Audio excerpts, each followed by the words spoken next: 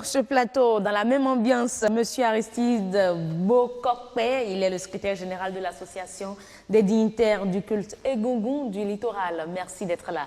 Merci madame la journaliste. Bonsoir. Bonsoir madame. Vous avez bien fêté? Bien fêté. D'accord. Alors, lorsqu'on parle du Egungun, c'est quoi concrètement? Le Egungun. Pour nous, les non-initiés.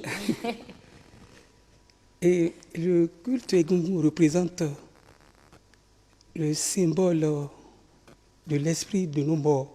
Le symbole de l'esprit de nos morts. Oui. Et ça dit que dans chaque Egungun, il y a l'esprit de mort. Ah oui. Dans chaque Egungun que vous voyez. Comment peut-on expliquer cela? C'est la réincarnation de cet esprit que nous vénérons. Ah bon? Ah oui. Donc après leur mort, les défunts sont vénérés à travers leur esprit dans le Egungun. Oui, après leur mort, il y a quelques cérémonies que nous faisons. Après l'enterrement, on fait des cérémonies, des rituels, donc connus par les initiés. Toutes mes excuses, il y a... Vous ne pouvez pas tout dire ici sur ce plateau, ça se comprend. Oui, voilà, c'est ça que... D'accord. Et que représente le Egungun pour le Vaudou? Le Egungun, c'est un vaudou qui est différent des autres vaudous. Ce n'est pas comme bien de le dire, le comprenez tous, ce n'est pas comme Sapata. Ce n'est pas comme Nesoukwesi. C'est une autre divinité. C'est une autre divinité, carrément à part. Carrément à part. Et ce culte a été importé du Nigeria, par les Yoruba du Nigeria. Et ça dit que c'est la divinité des Yoruba. Les Yoruba. D'accord. Maintenant, les Nagos ici au Bénin, bon, pas les rois du Daoud d'ancien temps, oui. Gadja et Gezo, qui sont venus. Et après quelques temps, ils ont commencé par demander à se manifester eux-mêmes. Et le roi les a autorisés à commencer à faire leurs manifestations ici au Bénin. Mais qu'est-ce que cela représente pour notre culture, la culture béninoise? Oh, la culture béninoise est dense, très riche. Mais le culte Egungun, ça se vénère comme je viens de le dire. Oui. Oui. Et que, vous voyez, nous ne pouvons pas comparer les autres divinités à côté du culte Egungun. Notre culture, vous voyez, le culte Egungun, c'est pas sur deux. Vous voyez, il y a le sanctuaire ou bien l'hôtel, le culturel est là. Mais quand on sort pour manifester, peut-être on peut dire que c'est le culturel. Le culturel. Ah oui, on peut dire que ça c'est le culturel. Mais le culte Egungun, c'est uniquement un domaine réservé. Ah oui, c'est un domaine réservé. Mais et pour être alors initié? Oui. Comment faire? Pour être initié, vous pouvez être d'une famille du culte Egungun, soit de père ou de mère. Mais il y a aussi les sympathisants, ceux qui veulent être hommes, bien sûr, veulent dire, ah, je suis béninois, je dois pouvoir être initié pour parler de lui. D'accord. Oui. D'accord. Mais pourquoi, on a eu les images tout à l'heure, on va encore en avoir, pourquoi cet accoutrement-là? Oui, cet accoutrement, vous voyez. Voilà déjà les images que nous voyons. Oui, vous voyez. Quand bien même, vous avez un décès à la maison. Oui. Mais le corps est habillé chichement. Oui, avant d'être enterré. Oui. Maintenant, ceux-là qui veulent revenir, ils ne peuvent pas revenir dans de saletés quand même. Ah oui. Raison pour laquelle eux aussi ils sont habillés chichement par la famille. Bon, maintenant, ça dépend de votre capacité. Certains ne sont pas égaux, d'autres peuvent le faire comme ils le veulent. Raison pour laquelle ils ne sont pas habillés, ces Egungun qu'on a vus ne sont pas habillés de la même manière. De la même manière. Bon, maintenant, quant aux habillements, ça dépend aussi du fa. On ne se lève pas seulement pour dire je vais m'habiller et habiller tel ou tel. Non. Peut-être après les cérémonies, c'est le fa qui détermine pour dire ah non, mon grand-papa, mon aïe qui est décédé il y a de cela déjà. 15 ans, 20 ans, 23 ans, là, je veux qu'ils reviennent. Pour cela, quel habit on peut prendre? Là, le phare va nous orienter. D'accord, mais comment expliquer le choix des couleurs et leur multiplicité surtout? Bon, le choix des couleurs dépend. Vous qui êtes là, Oui. de votre vivant, vous avez le goût à des couleurs. Oh? Soit c'est le rose, soit c'est le vert, le rouge, et ainsi de suite. Oui. Maintenant, ces couleurs attirent. Ces couleurs attirent et ça communique. Ça communique. Je ne saurais le dire comme je le souhaiterais, mais ça dit ces couleurs, ça a leur définition. Ça a leur Est-ce définition. qu'on peut faire rapidement quelques tests ici? Nous allons, grâce à la réalisation, avoir quelques images du Egungun. Vous allez nous décrire, nous présenter ces couleurs. C'est possible? Non, là, je ne peux pas le faire. Je peux le faire parce que chaque famille traduit ça de sa manière. D'accord. Chaque famille, ça dit la couleur rouge définit, ça, ce n'est pas unicité, ce n'est pas uniforme dans toutes les maisons. Vous voyez, ce n'est pas uniforme dans toutes les maisons. Mais c'est uniforme pour, comment je vais dire, chaque fois on dit que Akola, c'est l'Akola, leur couleur symbolise, ça dit quoi? Leur couleur, cette couleur-là dit ceci. Voilà. Ouais, ça, c'est intéressant. Et les goûts brillent. Oui, scintille, c'est beau à voir. N'est-ce pas? C'est beau à voir, mais pourquoi on dit que leur tenue ne doit pas toucher les non-initiés? Voilà. Est-ce que c'est d'ailleurs, c'est toujours le cas parce qu'on voit des gougous errés, hein, qu'ils m'en excusent, mais un seul qui circule dans la ville, qui crée peut-être du désordre dans la ville, on se demande si c'est du vrai, si c'est toujours notre divinité, là même qui est là. Vous allez voir. Les revenants qui déambulent ne sont pas comme ça. Généralement. Mais ceux qui déambulent sont des revenants vraiment? Bon, c'est des revenants assimilés au Kaleta. C'est pourquoi Védo t'a parlé. Du revenant assimilé au Kaleta. Non, tout le monde parle plus de problème parce qu'on va dire voilà, c'est tel monsieur qui veut te parler, c'est tel vous allez dire.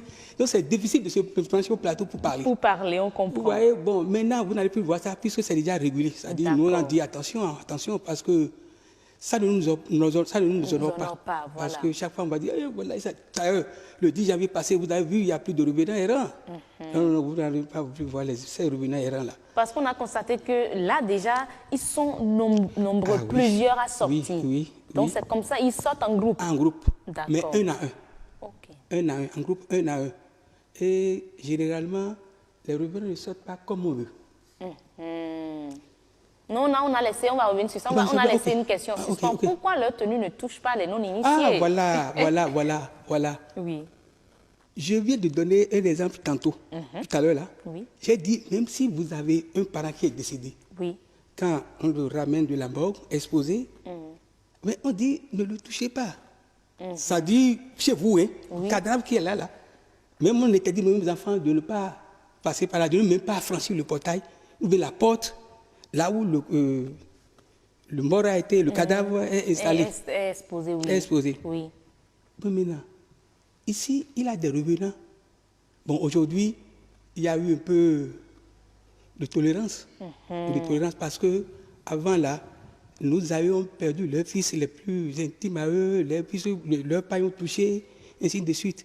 Mais finalement, depuis donc, quand le tissu touche un non-initié, la conséquence, c'est la mort. La conséquence, bon, c'est la mort. Il peut partir à la maison, mais la conséquence, c'est la mort. Ah bon?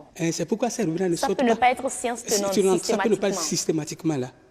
Mais quand il va commencer par avoir des malaises et quand ils ne reviennent pas vite voir l'organisateur ou bien les dignitaires ou bien le chef, celui qui a organisé. Oui. Le jour là, 7 jours après, ce n'est plus récupérable. Ce n'est plus vraiment récupérable. Franchement. Bon, maintenant, il y a des revenants, quand on danse, ils chassent. Il y a des tolérances quand même. D'accord. Oui, il y a des tolérances quand mais même. Ceux qui gardent le bâton et tout sont initiés. Ils sont initiés. Ça, c'est initié. Vous n'êtes pas initié, vous ne pouvez pas tenir le bâton là. D'accord. Parce que même quand les grands-papas aussi vont sortir, quand on veut, les cérémonies vont tirer à sa fin, à leur fin, vous allez voir même le grand revenant qui sort. Ceux-là, il ne faut pas s'approcher d'eux. C'est pourquoi ceux-là ne chassent même pas, ils marchent lentement. Ils posent les pas, ils s'excusent. Lentement, ils font le tour et ils rentrent tout court. Ceux-là ne sont ni agressifs, ils sont venus faire la prière, soit pour la maison et pour tout. Et si c'est la ville, pour Oui, toute la ville. pour toute la ville. Toute la ville. Mais si les tenues ne touchent pas les non-initiés, ça dit que ceux qui confectionnent ces tenues-là sont initiés. Comment ça se fait? Non, bon, confessionner, je ne saurais le dire. Ce n'est pas confessionner, ça. Non, confessionner. Excusez-moi alors, excusez-moi tu peux. Maintenant, vous voyez, pour que un autre revenant prendre du tissu pour sortir, prendre son vêtement pour sortir là, c'est un autre revenant, que c'est la famille qui collecte l'argent et remet à un revenant qui ira remettre à l'autre de là. Et ceux-là vont s'arranger et nous amènent. Nous, on ne saurait pas, dire pas, ah là, on peut faire comme ça, non, on ne peut pas. Donc, finalement, le tissu sort d'où alors? Ah, de l'autre de là. Tissu... Bon, voilà, je disais tantôt que le culte Gougou est une société secrète dont je suis soumis à la loi de silence, hein, donc je suis soumis à la loi de silence. Donc finalement, là, on ira à une découverte partielle du Gougou. Mais alors, bon, franchement, vous me réduisez alors dans mon élan de tout connaître sur le Gougou. Il faut continuer. Mais pourquoi la cherté du coût alors? Parce qu'il paraît que ça coûte des millions. Ah oui, vous voyez. Hier, c'était autre chose. Aujourd'hui, je veux bien porter de l'or, d'autres veulent porter de diamants. Oui. Vous voyez, par contre, moi, je veux porter de gel simple. Tu vois, ça dépend de ma bourse. On peut habiller un égout. Oui, allez-y. Vous me comprenez? Oui, très bien. On peut habiller un égout jusqu'à combien parlant du coût? Bon, il y a différentes sortes de gougou. Le coût d'un AD qu'on appelle vulgairement technicien diffère d'un égout à bébé. Ça, par exemple? Oui. Bon, ça, par exemple. Oui. Bon, vous voyez, quand on cotise. C'est quand c'est fini qu'un revenant revient pour dire, voilà, le coût est comme ça. Oui, mais nous ici, on ne pourrait pas vous dire, parce que vous allez donner, je vais donner, l'autre va donner, ainsi de suite. Mais c'est après finition. Le jour où ça doit dire qu'un autre revenant qui va le faire sortir nous dira le coût. Franchement. Alors, mais aujourd'hui, Gougou d'aujourd'hui et Gougou d'hier, est-ce que c'est la même chose? Qu'est-ce qui a changé? Non, il y a une différence. Parce que nos parents, du côté sanctuaire, ils ont laissé beaucoup. D'accord. Mais du côté gardien, ils n'ont pas pu laisser beaucoup de choses. Donc maintenant, nous, on s'associe maintenant pour pouvoir rentrer dans les recherches et revenir dans l'ancienne pratique. Revenir dans l'ancienne pratique? Oui, c'est mieux. Revenir dans l'ancienne pratique est mieux. En quoi c'est mieux? Bon, vous voyez ce qui se passe. Vous avez dit tout à l'heure qu'il y a vous avez un revenant qui déambule. Oui, maintenant, ce qui est proscrit. On voit même sur WhatsApp des revenants qui sautent les clôtures des maisons et vont tomber même dans des puits. Non, c'est ce qui est proscrit parce que quand un revenant saute, la procession est proscrite. Pourquoi on fait une procession? C'est parce qu'il y a un alakba quelque part, un ariondé quelque part, un akbaodé quelque part, et il faut aller se prosterner. Peut-être qu'il est plus supérieur que moi qui peux organiser, ou bien il est au rang de mon feu père, ou bien il me dépasse en grade, donc mes revenants iront se prosterner devant le pour lui dire qu'il y a ses revenants quelque part. Donc les revenants ne se prennent pas n'importe comment. Et surtout, c'est interdit sur des grandes artères, c'est-à-dire peut-être dans les rues, les vents. Mais oui. Les revenants, ce n'est pas de notre temps, depuis des lustres. Alors, qu'est-ce que vous nous demandez alors de faire si on croise ces revenants qui déambulent sur les grandes artères? Non, ça là, c'est un problème interne. Ça là, on va régler ça. Vous allez régler ça? D'accord. On a tellement de choses à dire sur ça, mais le temps qui nous est imparti tire à sa fin. Merci déjà quand même, merci pour la disponibilité. Merci beaucoup. Merci pour avoir accepté nous faire découvrir partiellement, je dirais. Partiellement. Facilement. N'est-ce pas? Merci beaucoup. Merci. Bonne soirée et bon week-end à vous. Merci beaucoup, madame. Merci.